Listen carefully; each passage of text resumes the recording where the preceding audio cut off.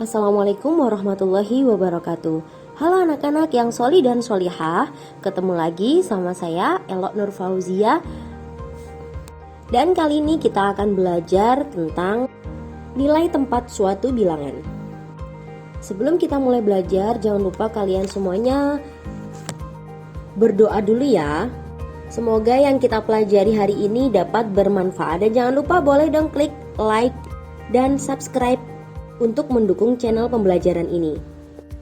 Oke anak-anak, langsung saja kita mulai ya. Kita belajar matematika keterampilan kompetensi dasar 3.1, yakni menjelaskan sifat-sifat operasi hitung pada bilangan cacah. Nah, di sini kita belajar dulu tentang nilai tempat suatu bilangan. Kalian bisa buka LKS kalian pada halaman 13 atau kalian bisa simak saja video yang Bu Elok tampilkan ya, karena di sini sudah Bu Elok tampilkan gambarnya. Bilangan ribuan ada 4 angka, di mana di situ ada ribuan yang paling depan, kemudian di posisi belakangnya ada ratusan, kemudian ada puluhan, dan di posisi terakhir atau yang paling belakang itu ada satuan. Nah, ribuan, ratusan, puluhan, dan satuan itu disebut dengan nilai tempat. Nah, nilai tempat itu berbeda dengan nilai angka. Mari kita lihat dan perhatikan contoh yang Bu Elok tampilkan ya. Di situ ada angka 5284. Karena ada 4 bilangan, maka ada 4 angka maksud saya, maka itu adalah bilangan ribuan. Cara membacanya adalah 5284. Perhatikan contoh yang paling bawah. Di situ setiap angkanya sudah diberi kotak-kotak ya. Ada angka 5284. Nah, kita analisis atau kita jabarkan masing-masing angka itu nilai tempatnya sebagai apa dan nilai angkanya berapa.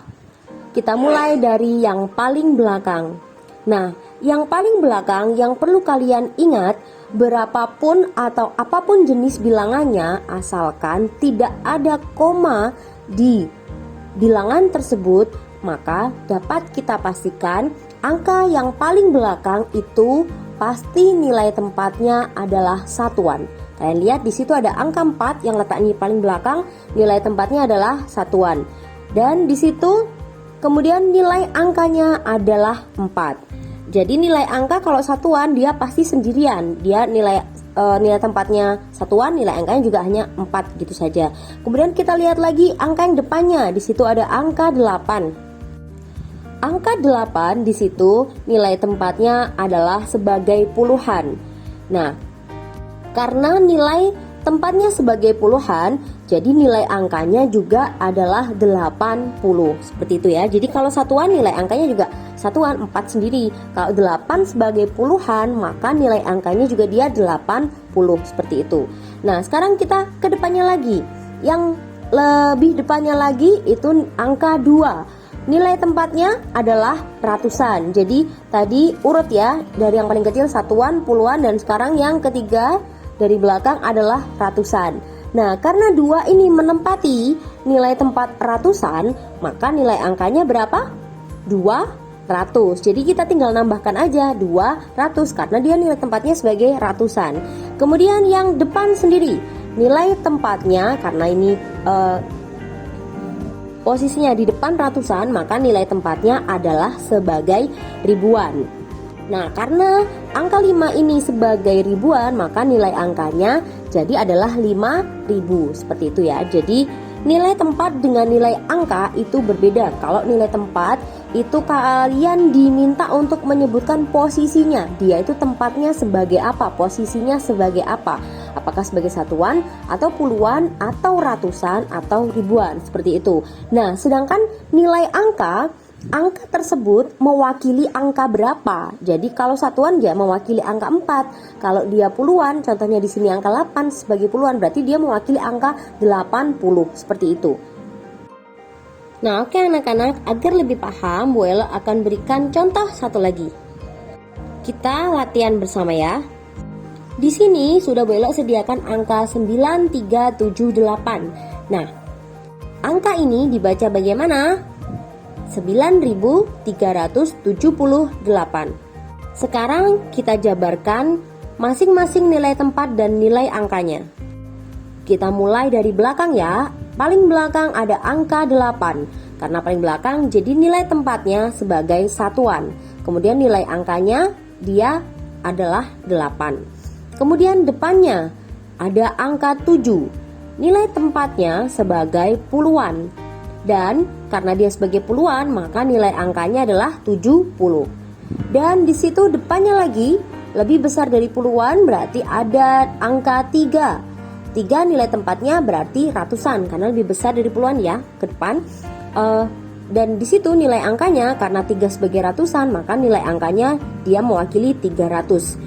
Kemudian yang terakhir atau yang depan sendiri, nilai tempatnya sebagai ribuan. Dan karena 9 sebagai ribuan, maka nilai angkanya adalah 9.000. Begitu ya anak-anak. Jadi kalau nilai tempat itu berupa kata-kata, satuan, puluhan, ratusan, ribuan. Kalau nilai angka dia berupa angka. Dia mewakili angka berapa. Seperti itu, gampang kan? Nah, oke anak-anak, kalian sudah memperhatikan penjelasan dari Bu Elo tadi. Dan sekarang waktunya kalian latihan soal. Di sini hanya ada 2 soal. Silakan kalian tulis dulu di buku tulis kalian, di buku tema. Ditulis saja dulu mengerjakannya nanti setelah kalian simak pembelajaran selanjutnya. Oke, Bu Elo kasih waktu, silakan ditulis dulu. Nah, sekarang kita masuk ke pembelajaran selanjutnya tentang istilah khusus dan istilah umum. Kali ini kita belajar pada mata pelajaran yang terkhusus pada bahasa Indonesia.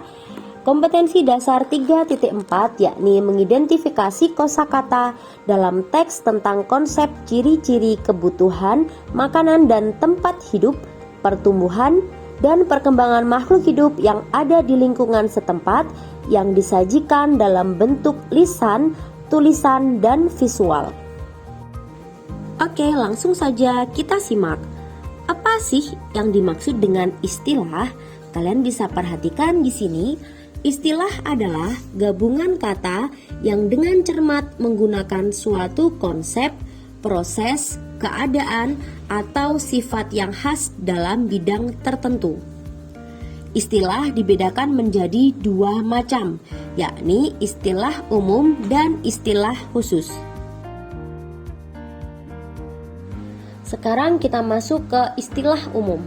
Istilah umum adalah istilah yang digunakan secara umum, digunakan secara luas dan bukan hanya pada bidang tertentu saja.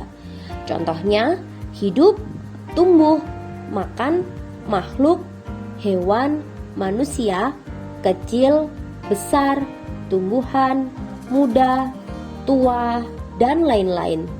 Jadi, kata-kata ini bukan atau istilah ini bukan hanya digunakan pada bidang tertentu saja, tapi bisa digunakan pada segala macam bidang atau digunakan di bidang manapun.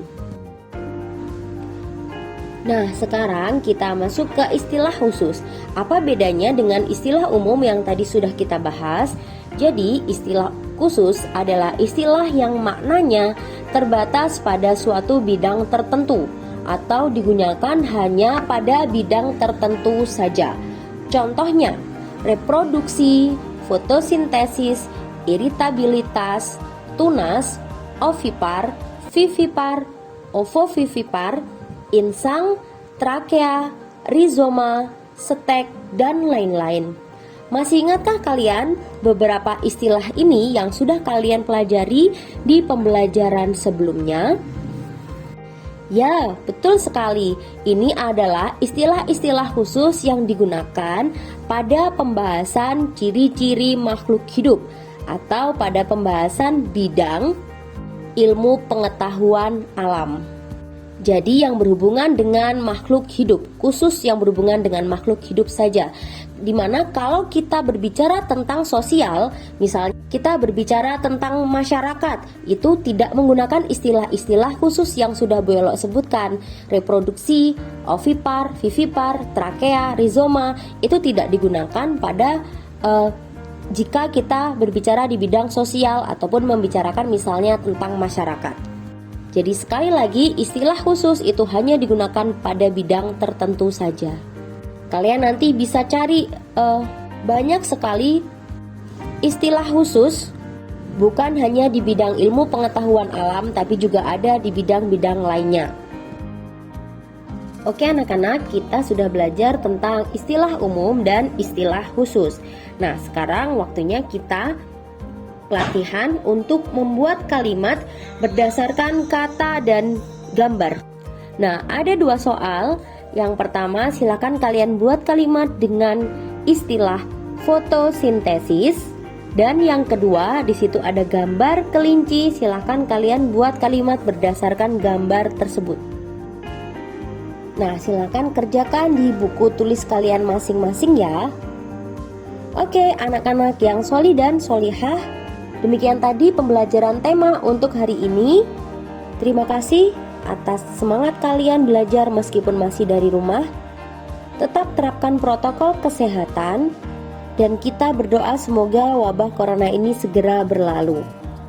Sekian dulu pembelajaran dari Bu Elo. Jika ada kurang dan lebihnya, Bu Elo mohon maaf.